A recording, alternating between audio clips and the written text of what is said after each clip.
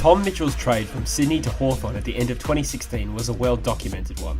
The Hawks sensationally moved on superstars Jordan Lewis and Sam Mitchell to rival clubs in order to accommodate trades for both Tom Mitchell and Jaeger O'Meara. Essentially, Hawthorn traded the two veterans along with 2 first-round picks and a second-rounder for the 2 young stars, and were criticised by many for such an aggressive trading strategy.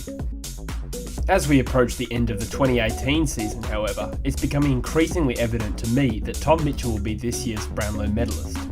This season, Mitchell is averaging a monstrous 36.5 disposals, 6 tackles, 5 inside 50s and 8 clearances a game. In 2017, he broke the AFL record for most possessions in a season, and incredibly, he appears set to break that record again just 1 year on. Mitchell has been criticised in recent times for lacking impact per possession, which is a major factor in why he has never truly been considered one of the game's absolute elite midfielders until this point. However, there are some important differences this year as compared to last year which may help him finally take home the Brownlow medal. Last year, Mitchell polled an impressive 25 votes to finish 3rd in the count. In most seasons, 25 votes would be very close to a winning count, but unfortunately for Mitchell, he was bested by 2 of the best midfielders of the modern era, Patrick Dangerfield and Dustin Martin, who polled a massive and record-breaking 33 and 36 votes respectively. This year, however, Dustin Martin is sharing his minutes between the midfield and the forward line, meaning his ability to rack up enough of the football to poll votes has diminished. The same is true for Dangerfield, who also has a star-studded midfield at Geelong to contend with for votes. Despite finishing 1st and 2nd in last year's count, Martin is priced at $21 odds to win the Brownlow, and Dangerfield is at $34. We can also take a look at Mitchell's other contenders for this award.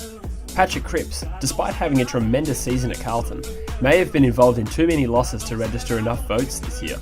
History suggests that 3 votes is generally awarded to a player of the winning team, and the Blues have just won 2 matches to date this season. Melbourne ruckman Max Gawn has also widely been considered a Brownlow contender throughout this season, but from my perspective, ruckmen are at a disadvantage in the way the Brownlow votes are awarded in the modern game. In recent years, the Brownlow really has reinforced itself as a midfielders award. According to the AFL website Brownlow Predictor, 2 players have emerged as genuine contenders in the second half of the season, Elliott Yeo and Clayton Oliver. With 2 rounds left in the season, the predictor has Yeo tied with Mitchell and Cripps in first place with 21 votes, and Oliver not far behind with 18 votes.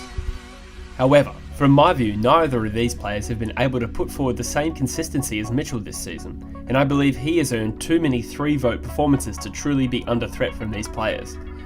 Yeo and Oliver also have more competition for votes within their own midfields, due to players such as Andrew Gaff, Max Gawn, Nathan Jones and so on. It also needs to be considered that when Mitchell polled 25 votes last year, he did so in a side that won just 10 games and finished 12th.